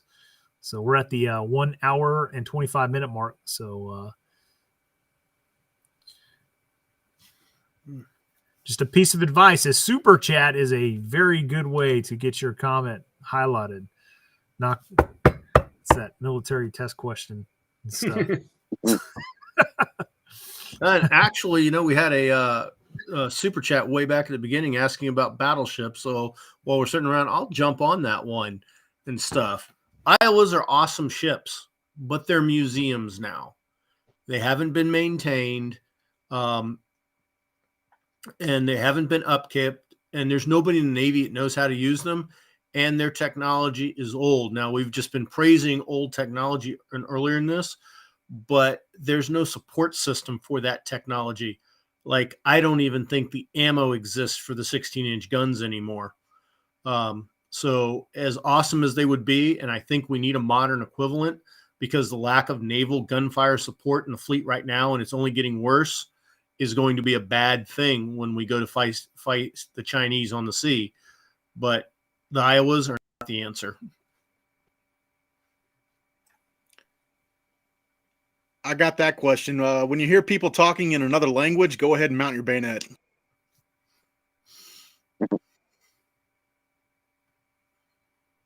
You're on mute. Thank you. I was going to say I actually mounted a bayonet in the Battle of the Joff one point because we were online and pushing forward, and the cemetery, the tombstones were everywhere, and literally there could be a guy around the next tombstone.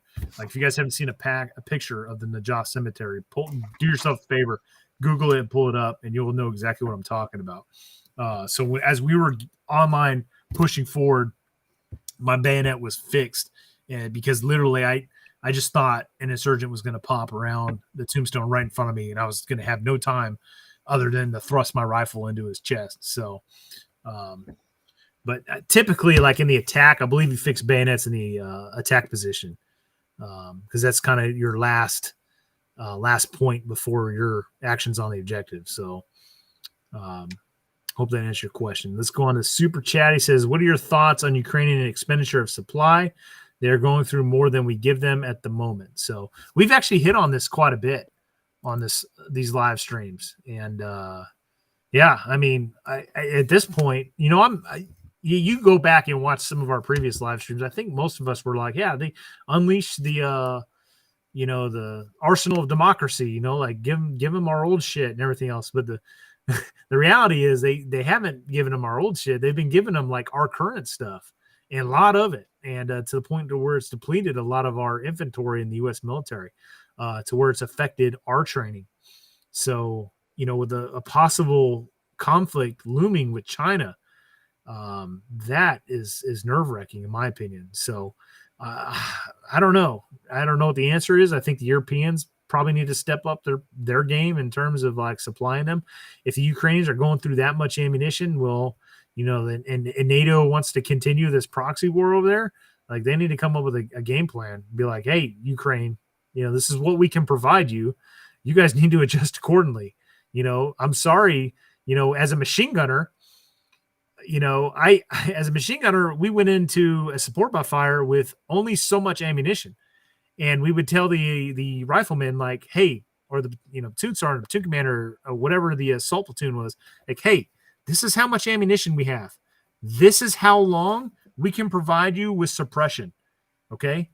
Once that time is expended, we've got no more ammo, man. We can't suppress the enemy. So you need to be like fucking leaping into enemy fighting positions with bayonets by that point. So my suggestion is NATO needs to say like, hey, this is what we can provide you, and you guys need to adjust your fire support plan accordingly based on that. That's my 2 cents. What do you guys got? Don't use it all in one place. Yeah. Well, everybody had to see this coming, because you have so much past experience with other wars to tell you actual rates are orders of magnitude larger than peacetime expenditure. Just on their way to the Falklands, just training while on the boat on the way to the Falklands, the Royal Marines expended 30 years of their training ammunition allotment in a 2-week trip. So that just tells you the profligate rate at which ammo gets expended on the battlefield. So this shortage of ammo should be a surprise to absolutely no one.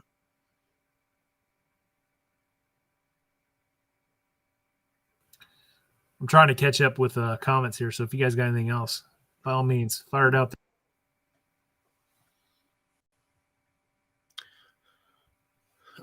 Somebody had mentioned there was something about the PMCs and stuff. Yeah, they're a factor, and it's interesting how they've been brought up. First, you had during the War on Terror, we had Blackwater and Armor Group and Triple Canopy and all the rest of those guys can't come in, and we probably could be a chat or live stream all on its own just about that. But now you see in this conflict, Wagner Group's coming in and essentially performing the same role that Blackwater did, and even more advanced than that, because they seem to be taking direct military type operations, whereas Blackwater had been more of a, security element doing small operations at best, maybe platoon size, mostly squad size stuff. It seems like Wagner over there in the Ukraine is doing almost battalion level sized operations. So that's an interesting thing to see. And it's also going to be interesting to see how long Wagner can sustain that, because mercenary groups a la Congo 1960s, once they start taking casualties, replacements become hard to find. Yeah, this is a great comment that this guy Rose. So he says, did you already talk about identification of friendly forces involving everyone essentially wearing multicam, right? That's a problem. And it's true. Like if you even look at like the Russian sides, a lot of their guys are wearing multicam and stuff. So there's a lot of dudes wearing the same camouflage pattern. And it seems like an ad hoc method over in the Ukraine conflict is them wearing literally armbands. So, what are we going to do in the U.S. military? That's a good question. You see a lot of like IFF reflective stuff on being put on Kevlars and everything. But the problem with that, guys, is like, we don't own the Anite anymore. Like this isn't the GWAT. Our next threat is most likely going to be China, and they have NVG capabilities also. So, if you're putting that high reflective stuff on your gear, well, you're setting yourself up to be seen by the enemy also. So that's a good question. I don't know if I have the answer for that right now. I think it'll be the World War II solution. If you notice in World War II, our Marines in the Pacific wore duck blind camouflage, because the Japanese tended to use, if they camouflaged, it was with natural materials. They had no camouflage uniforms. Conversely, in D-Day, a couple of units did go ashore in camouflage. They're up against Germans wearing Flecktarn. They very quickly reverted back to their OD uniforms, and I think it was by mid-July that Supreme Command came out that Allies were not using camouflage uniforms because so many Germans were. And I think you would see the same thing, that in a peer-on-peer fight, one side would dramatically change its uniforms at some point. Yeah, I have no doubt we'd change our uniforms. I mean, look how quickly the Marine Corps adapted to battles in the Middle East with our two uniforms. So wherever we end up next, we'll have some new pattern or some way. We'll figure it out. I'm not worried about it. Yeah, I mean, IFF will always be a problem. Like, always be a problem. And again, One Shepherd just came up multiple times, but I've got multiple experience at One Shepherd. And at One Shepherd, one side wears woodland camouflage and another side wears straight, olive drab utilities. And even then, even then, you think that's a drastic difference, right? You have friendly fire situation all the time. And with the Miles gear, it tells you, it can tell you who killed who. So if there's any question, you can go back and reference it. But usually guys know. But you have friendly fire situations all the time in that force on force situation. So blue on blue is going to happen. It's unfortunate. It's going to happen, and you can take steps to help mitigate that. So hopefully, with the proliferation of multicam camouflage, because it's absolutely, you're 100% accurate, man. The guy that commented that, like many countries, all of NATO damn near has gone to some sort of variation of multicam. So yeah, but is that any different than 1990s where somebody or everybody had a variation of woodland? I have Dutch camo that I've bought, or Dutch field gear, and it's in woodland camo because that's what they issued. I think what he's talking about though is like, yeah, we were all wearing, a variation of woodland, but the enemy wasn't.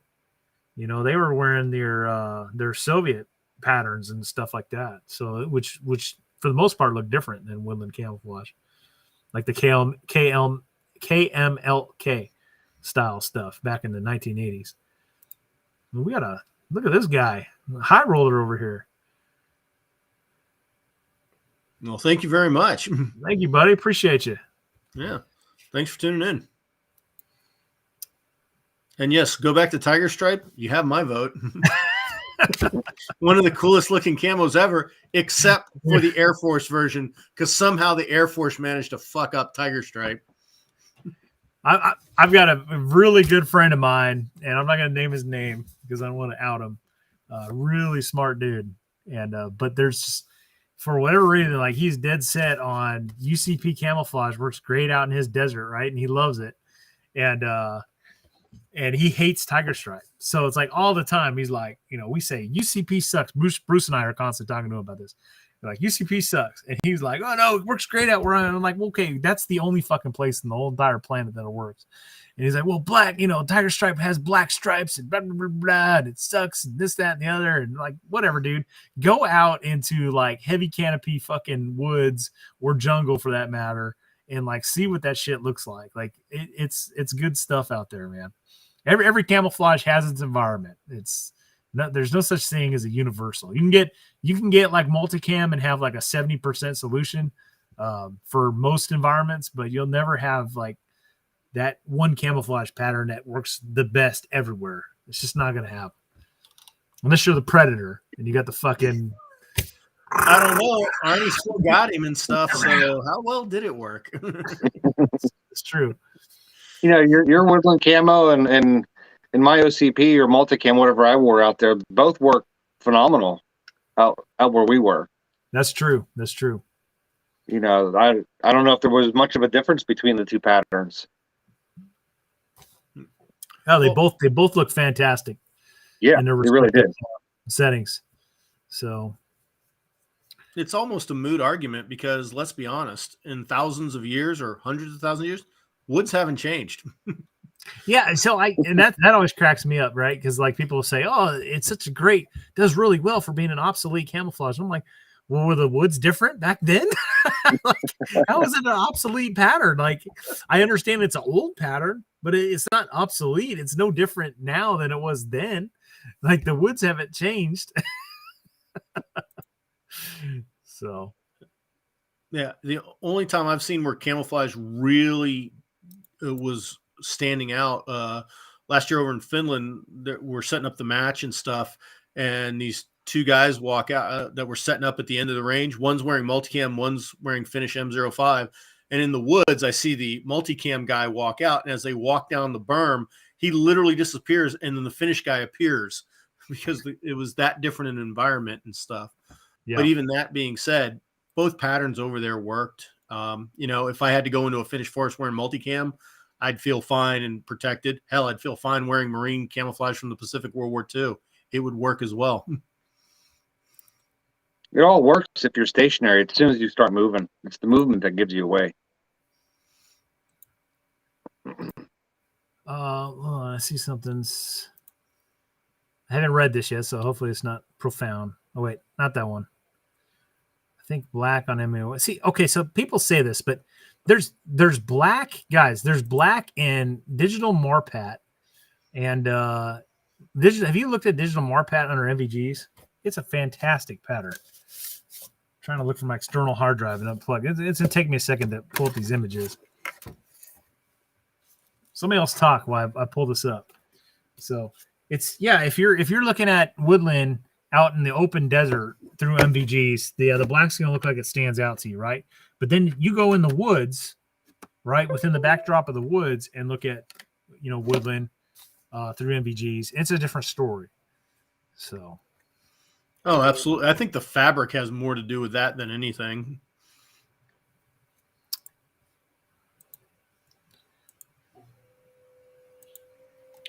Got a comment here. What's wrong with hunter camo? Absolutely nothing.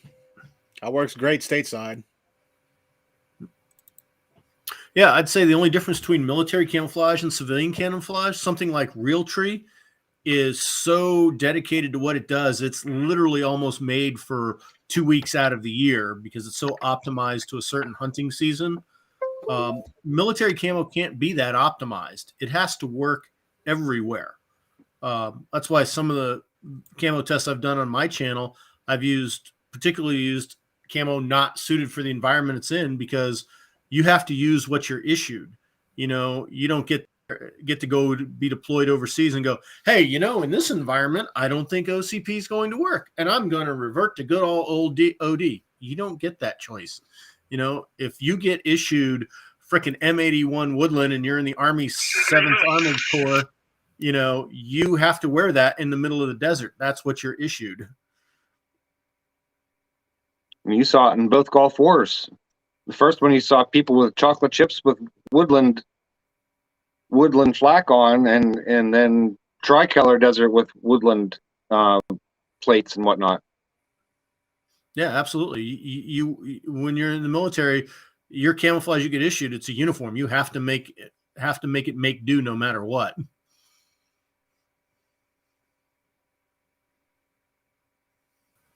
I'm still looking for my video, so you guys dime in. All right. You guys got questions? Now it's time to ask them, because we got about 18 minutes left, and we're going to wrap this up. Pop smoke.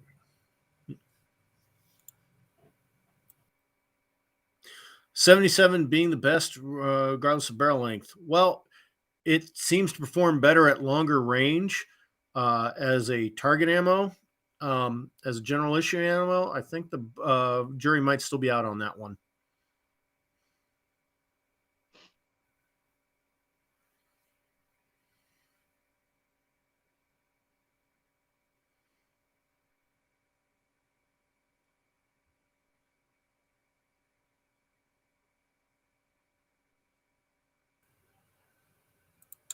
You guys suck. Well, actually, I'm trying to pull some questions up the chat, and it's going by too fast. I can't even take some time to pull up a freaking picture, and you guys just go dead silent. So, anyways, sorry to let you down, Brent. Here's the picture I was talking about, fellas. I don't think I can't zoom in on it, but anyways, that is Marpat. Digital Marine Corps Marpat, which definitely has black in it. And that's what it looks like under Gen 3 nods. So, here we go. Maybe this will be a topic conversation. So, me personally, I always wear the standard issue stuff. When I deployed to Afghanistan, I did bring a pair of Black Hawk. I can't remember what maybe they were Warriors, Black Hawk Warrior boots or something like that. I was like, I'm going to get some of these comfortable boots and try them out. So I took them over there. But, when Chad and I got in country, it was a big no-no to wear non-issued boots.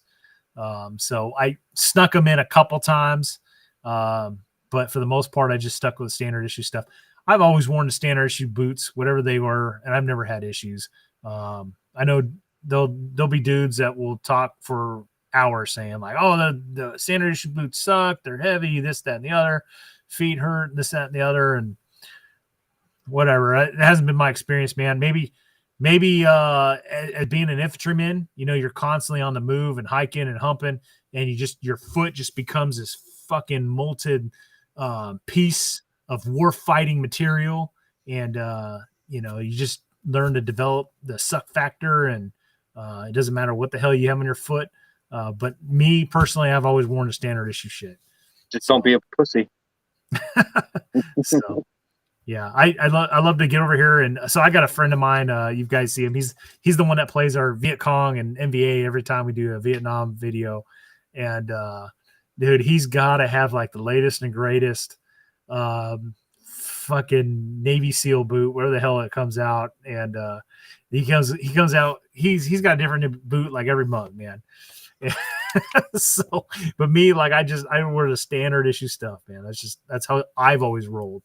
Maybe you guys are different. Let's kick this around. I'm the exact same way. I wore the standard issue stuff my whole military career. So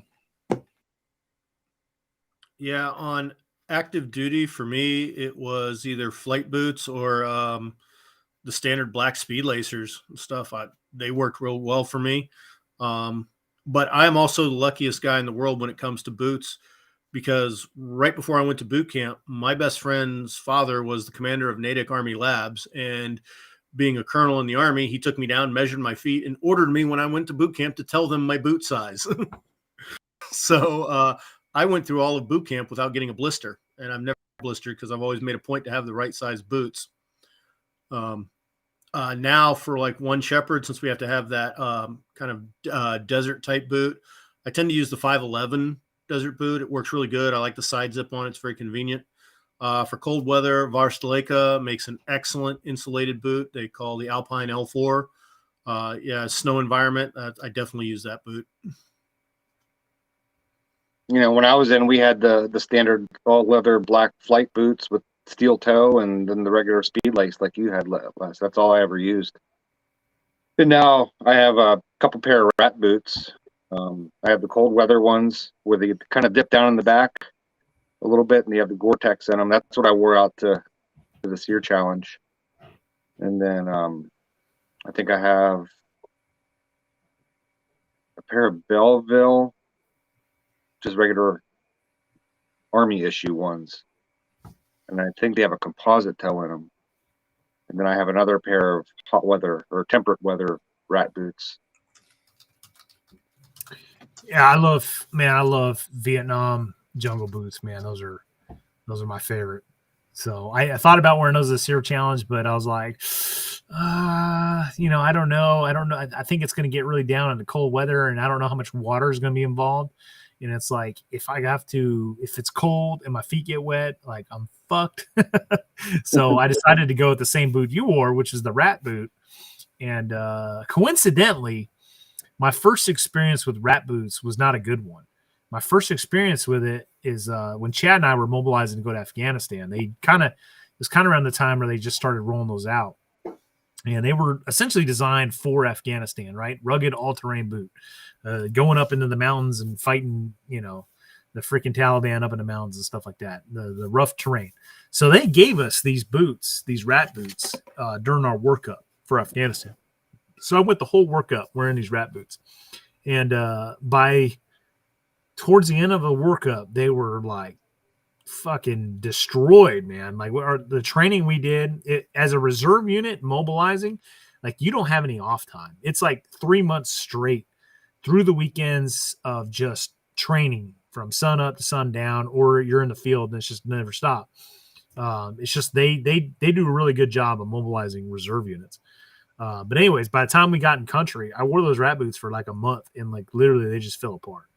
But come to find out, I think there was a bad batch made by Woco, and that was the ones we all got. And so I just Are never. you serious? I think so. Did yours fall apart too? Yeah, of course they did. Yeah. So I think we got these like factory seconds or like bad batch of rat boots. And so that's why we all had these bad experiences with them. And then my unit, my new unit that I'm at now, they were dermoing them, a bunch of them. And so I actually got a free pair because they were going to get rid of them. And that's the ones I wore in the SEER Challenge. I've been wearing them ever since, and they've been fantastic. Now I will tell you this: they run narrow for sure. I definitely had to go a size up, and I remember that from back when I first got them, back during the mobilization. They were narrow then. I had to get a size up, but so if you're looking at buying rat boots, like you need to go at least a size up. Has been my experience. My regular rat boots, I think, are Welcos. They're 10.5, and right before the SEER Challenge, I had a broken toe. I went through the whole SEER Challenge with a broken toe, so I bought that pair of half size bigger, size 11s, in those mountain rat boots, just because it wouldn't push on my toe so hard, and it worked out pretty well. And I've been wearing them all winter here now. That's good. It's a good thing you did, because you might not have fit in your real size. Yeah, so, I would have been hurting at that point. Yeah, because I wear a 12.5 regular, like standard jungle boot, and I wear at minimum a 13 with the rat boot, and even then it was tight when I first got it, and it's broken in now. It's fine now, but when I first got it, it was like, ooh. Right. Those jungle boots stretch pretty well, though. Oh, jungle boots, if I remember correctly, at least the Vietnam ones were already made big, right? Because they were accommodating for that foot expansion. So, I love Vietnam jungle boots. They're just aesthetically pleasing, and they've always been great for me. So, it's probably like the longest lasting boot design that we've ever had. Because, when Chad and I invaded Iraq in 03, like my boots were the desert version of the jungle boot. Like they look exactly the same. It's just instead of black leather, they were tan suede. So, all right. We got 9 mics left. So I think we'll do a round robin and call it quits. You guys good with that? Let's do it. Yep. All right. Let's kick it over to Les. Just final thoughts on all this, and then we'll be done. All right. Well, tactics are always evolving, but there's only so much new that's in the zoo. They always adapt to the situation. And if you look far enough back in history, you'll find that new thing today has been done before. We touched on civilian training, and yes, you should get some. Go out, get some, find a way to get the knowledge that you need to have. Don't wait for somebody to push it down on you. You have to take the initiative to go get it. As for what's coming up on my channel, been testing a lot of gear lately. So we're going to have some tests of some check field gear coming out. We did some new dyeing options to test different materials and different formulas for turning non-OD things OD. And just a lot of good stuff coming up. And I hope you all tune in. Good conversation, gents. China is no doubt still the major threat that we'll be facing in the future. Now, that being said, I still believe counterinsurgency is not off the table. I believe open warfare with China and putting nuclear weapons on the table is dangerous, especially for infantry. I think we will continue to engage in proxy wars like we did during the Cold War. I don't see that going away. That being said, I don't disagree with our military's focus on peer threats because, as I said, they are the main threat as of right now. Infantry tactics are going to have to change, though. We won't be fighting Mujahideen in the deserts or the cities of the Middle East, or most likely won't anyway. Hopefully not again in the future. Odds are we'll be somewhere else, but great conversation. Yeah, I'm all for civilian training. If you haven't trained, go out and get some. Civilian training for a battle here on the home front is going to be a lot different than it would be out of country somewhere. So find some training. I don't care where it is, what it is. Just go do it. And don't get caught up in gear and whatnot too much. Doesn't do you any good if all you're out there doing is looking cool. If you don't have the skill set to go with it.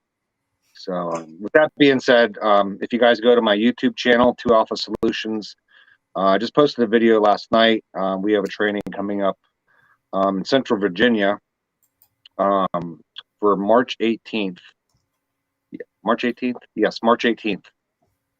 So all the information's on my channel. It should be the latest video that's on there. All the other ones that are on there are kind of dumb videos, but that's one of my first real official videos on there, and it's just a promotional one for the class. So other than that, that's about it.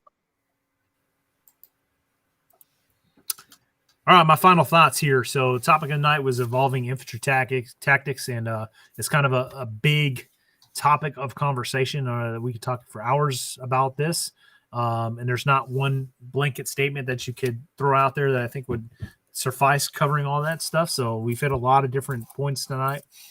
One of the things I want to say is, like, I believe our next big challenge is obviously – and regardless, like Chad said, even if we end up in another counterinsurgency operation, we need to be prepared to take on the big bear, right? The big threat, whether that's China or, God forbid, some sort of axis of powers like the Russians, North Koreans, Chinese, Iranians, all combined, against us and whoever will stand with us, who knows? Either way, we have to fight or prepare to fight that big fight.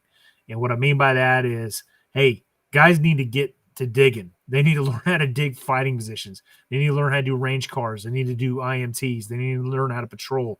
They need to learn how to set up interlocking sectors of fire and all this big military stuff that plays into the bigger picture. Because what we're seeing in Ukraine is, everybody gets super hyper focused on all these little new advancements in warfare, drones and, thermal imaging and auto ranging optics and all this other shit.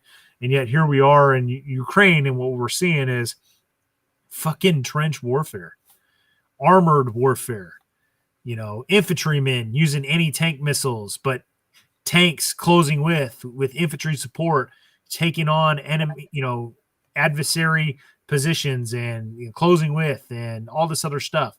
For every little new advancement of technology that comes out and gets rolled out on the battlefield, a subsequent countermeasure gets developed for that piece of technology. And you end up just reverting right back into basic infantry stuff. Okay, so my 2 cents is we just need to prepare to fight that big fight. Guys, if they don't know how to dig fighting positions, if they don't know how to dig L-shaped, T-shaped fighting positions, use, all this stuff, whether for riflemen and machine gunners, setting up defensive plans and offensive operations. One of the biggest plus for U.S. military and NATO and Western allies is, we put a lot of emphasis on our NCOs, right? The NCOs are the ones that win the fight in the last 100 yards of battle. They're the ones that take charge, and they have that willpower and that capability to effectively close with and win the day, right? And that's how we wage war. We don't have every single little person with something on their collar waiting to be told to do something. Like, our leaders take initiative and get the job done. That's how we train our warfighters how to fight, and that's what we need to continue to do. But we need to make sure our warfighters don't have false illusions that there's going to be these nice, big, fancy fobs waiting for them on the back and the rear, because maybe that's what their dad or their brother did in the GWAT or something like that. So we need to prepare for the big fight, guys. And our gear, you'll see, it's just a rotating cycle. What's old is new, and what's new is old. So that's my 2 cents tonight. I've appreciate these guys coming on tonight and talking about this. Appreciate the interactive audience we've had, and those of you that contributed the super chats.